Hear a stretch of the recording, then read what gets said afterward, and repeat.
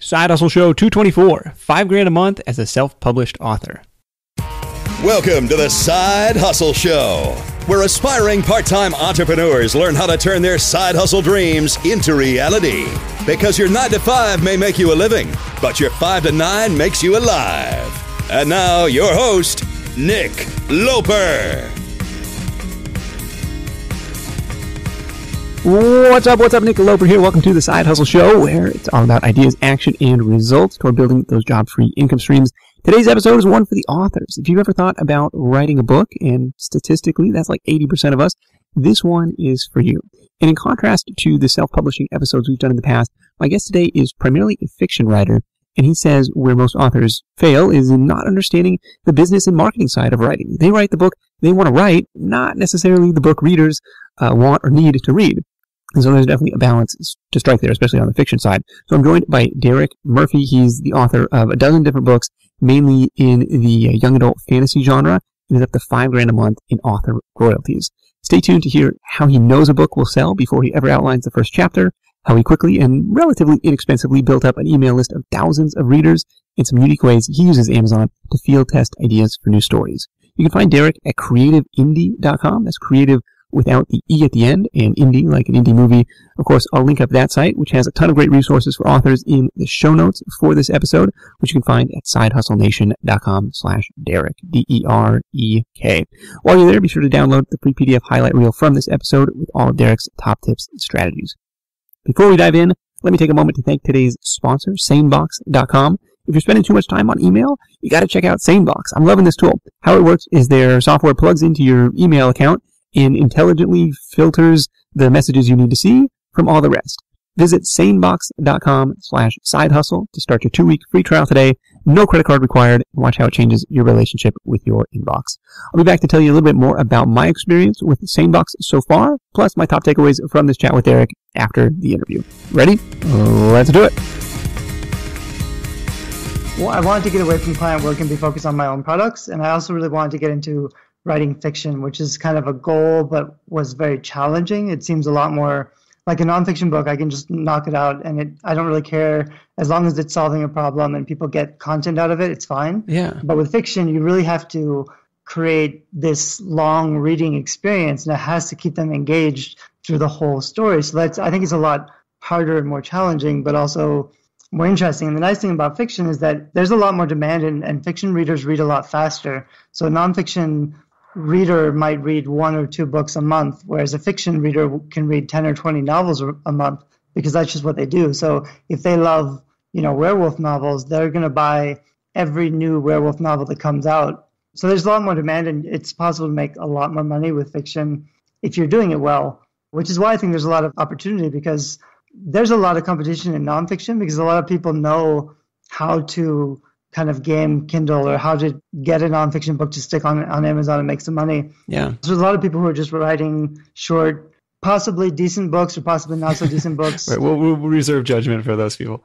Right. But I mean, because you can make it work with nonfiction, there's a lot of competition, but everyone's kind of doing the same thing. So with fiction, the vast majority of authors don't know anything about business or keywords or Amazon, anything. So because it's their first time, like, running any kind of online business, so they have so much to learn, it's difficult for them to do all the things they need to do to get their books to stick really well on Amazon, whereas I actually know what I'm doing. So I can write, the hard part for me is writing the fiction, and it was really a challenge to kind of get comfortable and have the confidence to put it out there. But also, I'm intentionally writing specific books that satisfy a targeted genre readership. So I know that people are going to like my books. I know that those readers are going to like my books because they're very similar to all the other best-selling books in that genre. And I do that intentionally. I don't think it's about selling out. I just see it as, if I'm going to write a book, I'm not just writing it for myself or for the experience or the challenge of writing the book. I'm writing it to provide a reading experience that a certain kind of reader enjoys and is willing to pay for. So then I deserve the money that I'm earning from it, as long as I can keep them reading and I can keep them entertained to the end. Yeah. Were you a voracious fiction reader yourself? I was when I was younger. Okay. I would go to the library and just come back with like 20 books, just a huge stack of books. and get through those in a couple of weeks and go back and get more. Yeah. I read tons. And then I did my master's and my PhD in literature. So I had to read like all of the real books, all the big, heavy, classical, famous books. Uh-huh. And that kind of, I don't know if that really helped my writing a lot, but it's nice. I think the nice thing about fiction is that I'll follow a template and I'll follow an outline to make sure that it's an entertaining story, but then you're also always putting yourself in. So my books, they have a lot of mythology and kind of research and facts. And because I travel a lot, they're usually set in other countries. There's a lot of like, it's a little bit like travel logging where I can describe the culture of the food. So those are just things that make my fiction unique because of my background. I think every writer will put some of their own knowledge into the story. Yeah. Which is kind of what makes them unique, or their books unique. Yeah, absolutely. Does that make you able to write off all your trips? It should, yeah. I'm here on research. No, I mean, that's something that I love about, right. All of like the Dan Brown books, right? It's like, oh, I'm reading Inferno and then we'll go visit Florence and Venice and Istanbul. Like, it's really cool, like to be like, oh, we went there. That was in the book. You can follow the path. Yeah, I did that last year. We went to Bulgaria and Hungary because one of mine is set there. And then we went to Ireland for a month because I have one set there. So I really went to the places I talk about in the book so I could see them. Yeah. Which was, I don't know if it's necessary, but I think it's helpful, or at least it's kind of a reason to go to travel. Yeah, that's awesome. Yeah, see it firsthand. Now so you kind of mentioned my understanding of the fiction market is like the hits are going to be bigger than a nonfiction hit, but it's a harder nut to crack, right? For every blockbuster, Harry Potter or whatever else is up there at the top of the charts, like there's thousands and thousands of books that nobody's ever heard of. But you mentioned, hey, I'm going after this specific genre. Like I know people are interested in this topic. So it's similar in, like you said, doing the keyword research, knowing that this is something that people are actively looking for. Can you speak to that a little bit more? How do you know this is going to be a hit before you write it, or know this thing is going to have customers before you write it? I actually don't think there's that much competition because if you're comparing all the books published, then yeah, there's millions of books being published, but 99% of the books being published by indie authors, they don't have a good cover, they don't have a good description, they're not getting any book reviews, and then they don't do any marketing. So their books are ranked, the only competition is really in the top 10,000, because if you're not in the top 10,000, you're probably not earning very much money anyway. So those millions of books aren't your competitors. You only have to get into the top 10,000, and out of those, there's only maybe 100 books that are in your genre that are serious contenders. Okay. And so if I was trying to compete for vampire romance, that's a crazy competitive keyword. So it'd be difficult for me to rank well for vampire anything. However, vampire is the most searched for terms. Is it really? Yeah, it's very, I wrote it down recently, but I'm using KDP Rocket, which is Dave Cheston's tool. Uh-huh. So I'll use that to I'm writing kind of like every genre. I'm writing a bunch of series and I'm writing 10 different series starters and then seeing which one is the most popular so I can finish the series that's going to sell the best. Okay. So I'm writing dystopia and vampire and werewolf and everything, but a big part of the success is how many people are searching for that thing. So I have a mermaid book, which does really well for a mermaid book. When people search for mermaids on Amazon, my book will come up, but there's not so much demand. So I can get it sticking at around 7,000 or 8,000 in the top 10,000, and it still earns money. Yeah, I mean, that's pretty strong. Which is great, but it's not as if it was selling well as a vampire book, it would earn a lot more money because there's so many more people searching for it. I have one that's dark fantasy fallen angels, and that's kind of midway between vampires and mermaids. So Fallen Angels, that book ranks at about 1,000 in the Amazon store most of the time with very little promotion. And that's the one that's really earning quite a bit of money. So it really depends so much on what people are searching for. And then if you've actually written the type of book that will satisfy them, because there's a lot of, most indie authors, they're writing the book they want to write that they think is really interesting, and they don't want to consider the market. They don't want to think about the readers or what's popular. And there's this weird literary divide where there's people who talk about writing and writing books, and they think their book needs to be new and creative and different. So they do these genre-bending things where they can't describe who will like it. They can't describe where it fits in. They'll say stuff like, it's completely different from anything else, so I'm not going to label it with any keywords. And that just means nobody's going to find it, because when people are looking for what they want on Amazon, they'll be using keywords like best vampire book or best mermaid book for teens. And if you're not using any keywords, your book is going to be invisible. So it doesn't really matter. Like at that point, if you don't have a description, your description has kind of two features. It has to have the right keywords so it gets found, and then it has to be attractive to the people who are searching for those keywords so that it gets sold. And a lot of writers, they're just not using any keywords because they don't know how to position their book. They don't know who is looking for their book or what terms they're using. And if your book is kind of invisible on Amazon, it doesn't really matter what your description is like or how good your book cover is because nobody's seeing it. You've got to kind of balance your own creativity with, the story you want to write with what people want to read, it sounds like. So, okay, you mentioned KDP Rocket, which is Dave Chesson from Kindlepreneurs, his keyword research software for Amazon. It is a paid tool. Any other research tools that you like, or how are you using that data? Because it's not like nonfiction where you put that main keyword like as the title of your book, right? Yeah, you can actually. I'm not sure that it's weird because I think books tend to convert better with fiction I've seen both ways. I've seen books with a very short description and only a title and very little keywords that converts really well, but they had to get the visibility first, but then it converts really well. I've also seen people just have this huge long description with tons of keywords crammed in and all these reviews and all these credibility boosters like best-selling book. I've seen both of those work really well, so it's hard to find like a formula that works. For me, sometimes, I'll just say like Shearwater, and then I'll put a mermaid romance in the subtitle or the title even. And I'll put a lot of keywords in my description, in my author bio, in other people's reviews. I like to have a lot of keywords. I mean, you can use KDP Rocket to search for all the keywords to see what people are actually searching for and then fix your description. Because after you've written the book, you're really not going to go back and like rewrite the book, but you can package your book and present it in a way that's going to appeal to the biggest audience who are searching for terms that are related to your book, as long as you know what your genre is or who your target audience is. The other kind of easy thing to do, I've been trying out Amazon ads, which can be super good for promoting books because that's kind of like the perfect native content. You advertise your book on Amazon and it shows up under the other books. It looks like it kind of a natural search results. So if you can get a lot of visibility there, that can be a really affordable way to significantly boost your sales, especially if you're in Kindle Unlimited and you're getting page by the page read.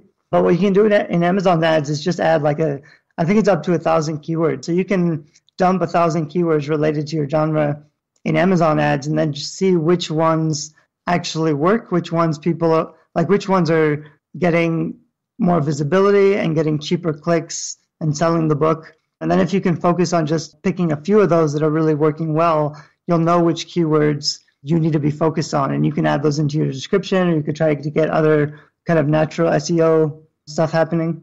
Yeah, I've been playing around with the Amazon ads. So it's Amazon Marketing Services, those ads myself. Like it's been pretty addicting to have, a paid traffic source that converts, that's profitable.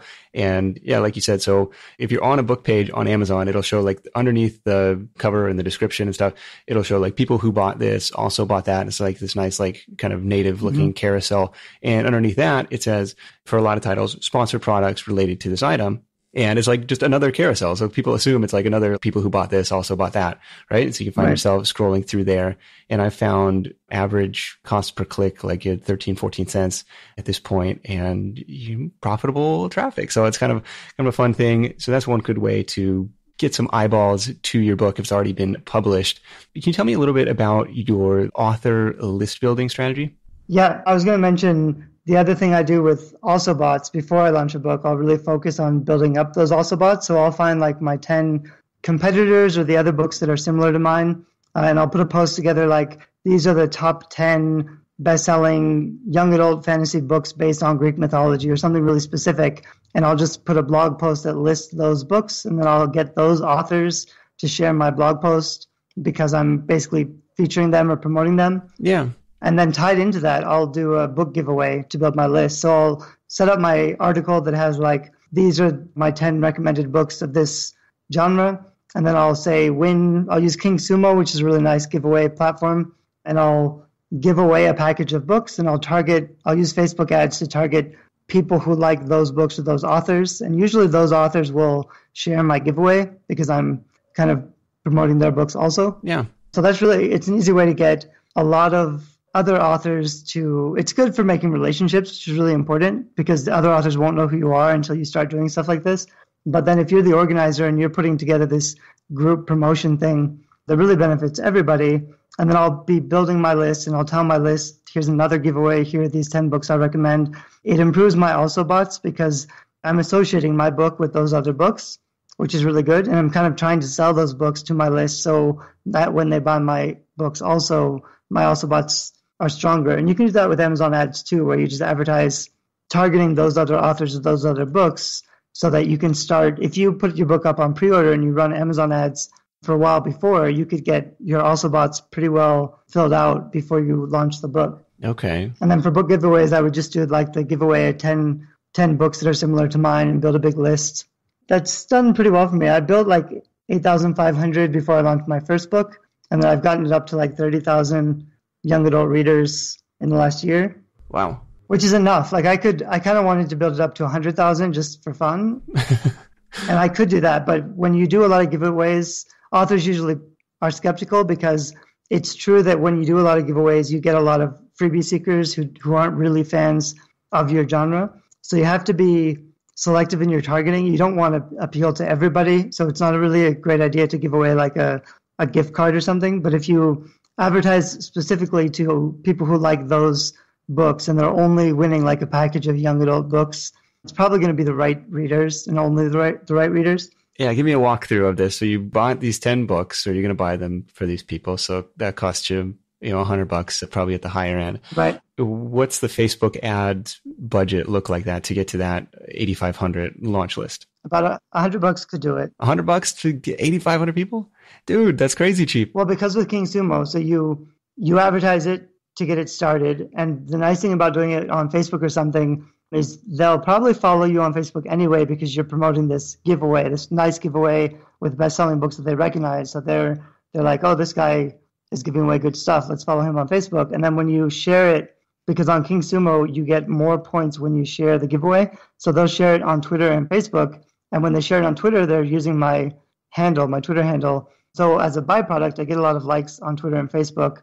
But then they're sharing, like I might get a couple hundred people to sign up for the giveaway, but then I can email them and say, you have more chances to win. There's still another week to win. There's another day to win. I can keep encouraging them to keep sharing. So they'll keep sharing to their friends, and it will be picked up by more friends and more friends. So it kind of just keeps spreading. If it's a really good, juicy prize with best-selling books that they recognize and they want, especially physical books, it's worked really well for my genre especially.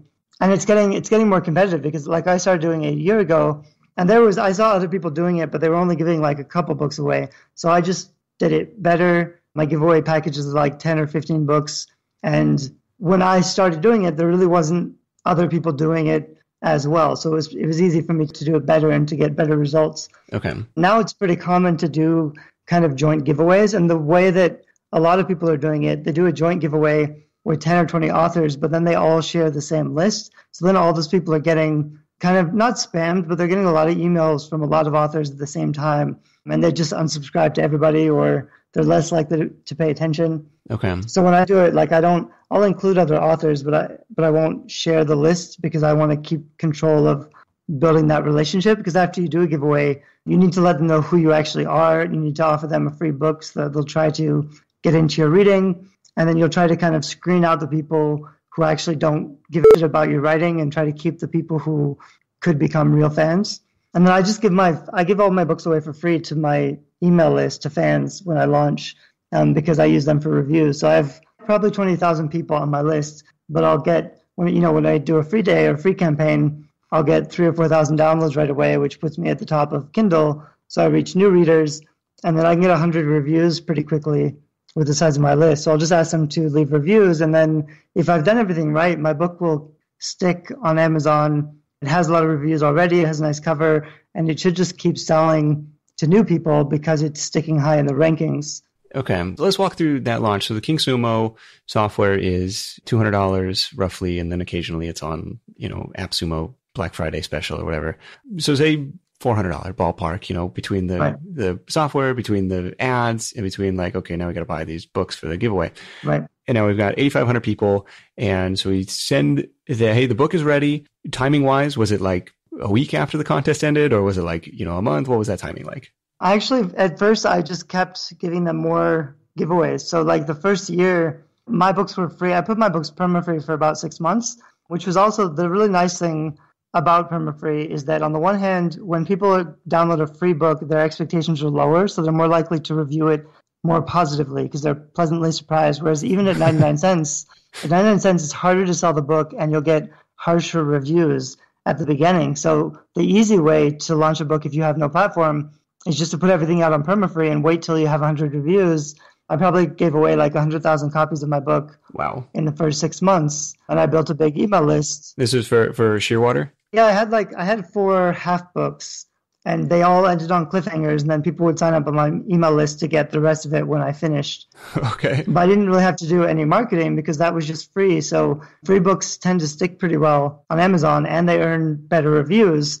But then after like 6 months, after it has a lot of history and it has a lot of reviews, a lot of downloads, I can just switch it to paid and it will stick pretty well because it has all the history, which is something I'll probably keep doing for new launches. It's just, I don't have to do that anymore because now I have a big platform. Yeah, the way you were calculating it, I'm sure I spent a couple thousand building this stuff. Like the first couple times I did launch, building my list, doing the giveaways. I spent a lot last year building my platform. Yeah. But now I don't have to spend any money when I launch a book. I can just put it out there and tell my list about it and it will stick. The one I just put out, Shearwater, I put out the half book before, and now I put out the whole book, which is the Mermaid Romance one. And it's earned about $3,000 in the last 2 months. Okay.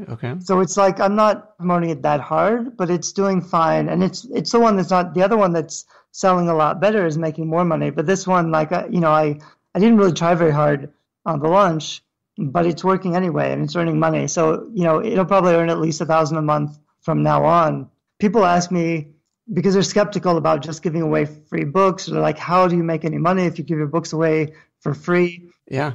But I had to do that because I didn't have a platform. And if you're starting out and you don't have any platform, giving away your books for free is just the easiest way to do it. I know a lot of authors who try to sell it at $2.99 and they spend so much time and money and effort trying to promote this book and trying to get people to buy it, and they're not earning any money anyway. So they're really spending more than they earn.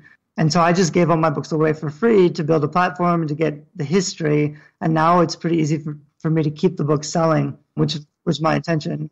Yeah, you could afford to do it because you're paying the bills with the client work during this kind of build-up period. That's true. A couple really interesting things is like, well, it was only half done. It ended on a cliffhanger and it was like, okay, sign up here to get notified when it's ready. Like, that's genius. It's like, versus like, oh, I can't publish this until it's complete. It's like, well, I could publish this out to like kind of lure people in, and the perma-free thing, just for people's references, so you can publish the same work on another platform like Google Play Books or Smashwords Premium or whatever, and set the price to free over there, and then notify Amazon, hey, would you mind price matching this? Is that still the process? Right. And the thing was with the half books, my original plan was just to write like 10,000 words, just the very beginning of a story. Because if they don't read the first 3 chapters or so, if they're not interested, they're not going to continue with the story anyway. So I know a lot of authors who they won't release a book until the whole series is finished. Yeah. So they write 3 books. But then if nobody likes like the first 3 chapters of the first book, that whole series isn't going to make any money. So I'd rather just test all my ideas out and make sure that they're going to be enjoyed by people before I spend more time on them. But I actually ended up finishing, my half books were like 40,000 or 50,000 words. So they were pretty long already. Yeah, no, that's really long. It was a decent chunk of writing. So for a free book, people were really satisfied. A lot of people, they don't like how I was publishing. A lot of people didn't like that I was giving away free books or giving away half books, but they still signed up to my list, or they still left a good review. They'd say like, I get a lot of 3-star reviews. They're like, I love this book. It was amazing. It was perfect. I hated that it ended. I hated that it wasn't a full book. So it's a 3-star review. But that's actually a good review for me because all it says is that they liked it, that they liked the story. That's all other readers are looking for. Yeah, and now they can go and find the full title now. Yeah, I'm still it's a weird process of rolling them all out. And I haven't finished all of the ones that I put out last year yet. but I'm starting to. And now that I have a big list, and now that when I put out a full book, I don't need to do all those list building giveaways. I don't have to do perma-free for a long time, although I'll probably do perma-free anyway because I really think it helps to get the rank to stick without promotion. So I think that's really helping me get ahead of everyone else. It's just a tactic that nobody else is using yet. Yeah, well, there's a crazy way to kind of validate a book idea, validate a series in this case, and see which one is going to stick and which one, okay, maybe this one isn't worth the time to finish and build out. With all these different titles and irons in the fire, like what's the writing production process look like? Is it just like you in your man cave for, hours and hours every day, like trying to pound out, thousands of words?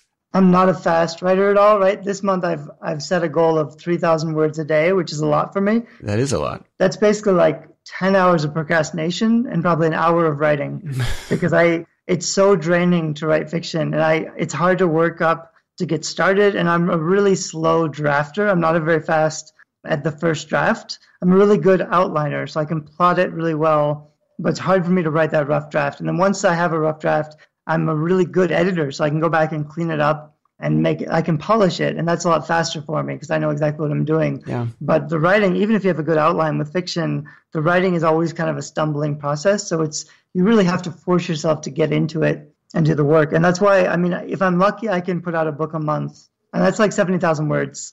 And that's a lot of work. That's like, it's 8 hours a day of intention, but it's probably only like an hour. Like I'll do maybe 15 minutes of writing and then I'll watch 5 hours of TV and I'll do another 15 minutes because it's just, for some reason, it's really taxing on my brain a lot more than other things. It comes in spurts. Yeah, I think for the sake of comparison, like Buy Buttons is 45,000 words, and I think Work Smarter is like 25,000. So, 70,000 is a pretty significant tome to tackle. My Shearwater is actually 140,000. Oh my gosh. The one I just put out. The half book was like 70,000 before, and the new half book is 70,000. So I just put it out as one big. It's hard to decide where to split them because I've realized that my stories are really long, and I get paid by the page read, so I earn more because it's a really long book. But on the other hand, it might be smarter. Like Scarlet Thread, which is the one that's actually selling better, the whole first story would have been that long. So I just kind of picked a place for it to end around 70,000 words. And that's book one. And it kind of still ends on a cliffhanger, but I'll just pick the story up again in the next book. Okay, fair enough. But the nice thing is now, like with Scarlet Thread, that sells really well. And I just have a link in the back to pre-order the next book. So I've already got 500 pre-orders for the next book in that series that I haven't really started promoting or talking about yet. It's up on Amazon on pre-order, and I have a link in the back of the book, and that's enough because people read the first one, they can get the second one right away. Oh, okay. That's an interesting way to do it. And it kind of is a little bit of a debate between me and a friend of mine versus like, yeah, do you put your book up for pre-order? And I think that's a genius way to collect pre-orders. But the challenge that I had was like, well, so you build all this hype, and then on launch day, there's 0 reviews. And so it looks like a ghost town versus what I did was like, okay, I'm going to really quietly put this up on Amazon. I'm not going to tell anybody about it other than my launch team and be like, okay, you guys can go get a copy. You guys can go leave a review. And then by the time public launch day rolls around, there's already 25 reviews. So like, okay, now it looks like this is legit versus like other person with 0 or single digits. But right. I did not have the foresight to like, hey, you could pre-order this, in the back of the book. It's hard to do a whole launch. I do the same thing. I'll do a pre-order, but then I won't really talk about it when it's live. And often, because I set my pre-order up to challenge me into finishing the book. So like I have a book that's supposed to launch at the end of this month I've barely sketched out the first few chapters. I have to write the whole book this month and publish it. In the last couple months, I've missed my pre-order deadline. I've uploaded like a really crappy rough draft full of typos and mistakes, or unfinished, and that's what people get if they pre-ordered it. Oh, okay. Which is really embarrassing. And luckily, most of those people are on my list, so I can just email them and say, I'm really sorry, here's the right copy. So it works because it helps me keep me focused and actually helps me to do the work because I really need the deadline. Yeah, okay, because you have to punch in like, this is the date. Yeah, so people are buying it. I have 500 pre-orders. It has to get done. Okay. Or else all those people are going to be disappointed. So it's scary, but that pressure really helps. It may not be totally perfect, but it'll be good enough that they can get the story. There'll probably be typos, but then I can just hopefully get them on my list and apologize and say it's fixed now or kind of talk about that. But I'll usually tell my list, I'll do a free day and I'll tell my list about it. And then I'll wait a couple weeks after the pre-order and after it's gone live before I'll do like a big advertising campaign, because you don't want to do any advertising if you don't have reviews yet. Yeah. Tell me, I'm going to let you get back to writing here real quick, but any other tips for kind of speeding up that production process now that you're kind of on the clock? Yeah, I've started to try to hire ghostwriters to help me with some of the stuff. And I've done that because I'm a cover designer. I can make the covers and do the editing really quickly. So I really just need to be producing faster. So I hired a couple of ghostwriters to write erotica, because erotica sells crazy well. So I have 3 of those that I'm going to edit and publish. Okay. And all I've done is paid them like a couple $100 to write me. I think it's 20,000 words or something. That seems really cheap. It's cheap. Actually, the other ones I found, I also hired 3 to write me novels, and I offered $350 for 50,000 words, which is really too cheap. I told them it's kind of a test for the first book, but then I would pay them more for the second and for the third book. And I'm okay with offering them like a co-writing credit. So if they want their name on the cover or whatever, okay, I'm okay with that. I would still get the sale. So I tried to make it a little bit more enticing because the money wasn't very good. Yeah. But the idea is if they can just, like if I can plot really well and they can just write a quick rough draft so that I can start going in and editing and polishing and cleaning it up, I think that'll really speed up my production. The jury's still out. So far, I mean, I found 3 writers that I think are really good writers. I've seen their samples. They've written a couple sample chapters that I think are very decent. So I'm excited about that possibility, because then I have 3 people who could be writing books while I'm writing a book. I could put out 4 books a month if I really had everything going well, which is crazy exciting. Yeah, just keep this machine spinning. Because if I can earn like $1,000 a month per book, then I could easily spend $1,000 to build the book as a product. Yeah. Did you find these people on Upwork, or where did you find your ghostwriters? Yeah, on Upwork. That's awesome. My one experience of hiring a ghostwriter from Elance back in the day did not turn out that well. And it was similarly priced, and it was just, I could not publish it. But in the end, it probably still did save me some time, because it was like, okay, now I'm not starting completely from scratch. Like I have some bones to work with. I can rearrange sentences and words and rewrite stuff. So even if you don't end up hitting publish word for word with what they sent you, it's like, it speeds it up.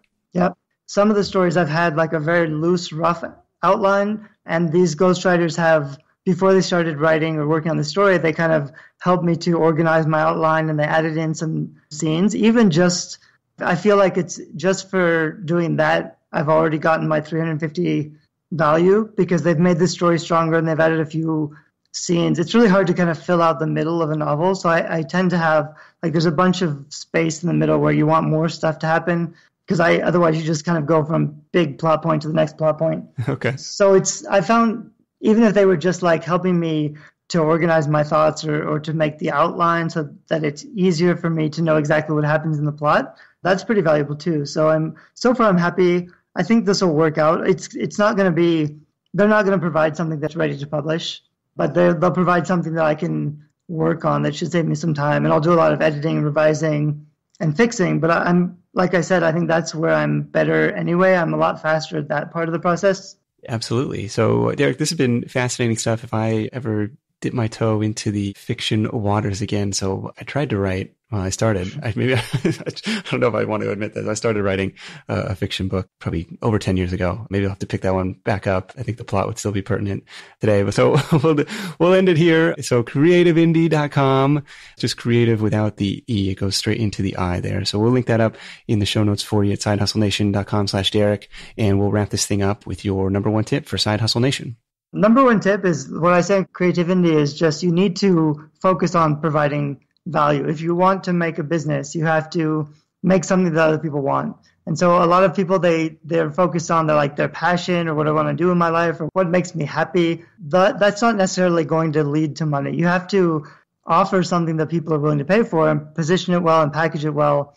You learn how to sell, you learn online business, but you have to really be focusing on helping other people. Then finally, when you've built up your big platform and you have traffic and you have a lot of business acumen, you know how to make money online, then it's a lot easier to decide what you want to do and make it work because you don't have to work as hard. But in the beginning, if you need to start it's so much easier to make money with anything, with fiction or nonfiction or any online business, if you really just focus on helping people and providing value. I love it, man. That's what we're all about. Derek, thank you so much. We'll catch up with you soon. Thanks a bunch. This edition of the Side Hustle Show is sponsored by SaneBox. SaneBox is a cool tool that's helping me regain my email sanity. And I actually have some data to back this up. According to Rescue Time, which is another cool tool that helps track the time you spend online, I spend a little over an hour a day in Gmail, or roughly 32 hours a month, both for February and for March.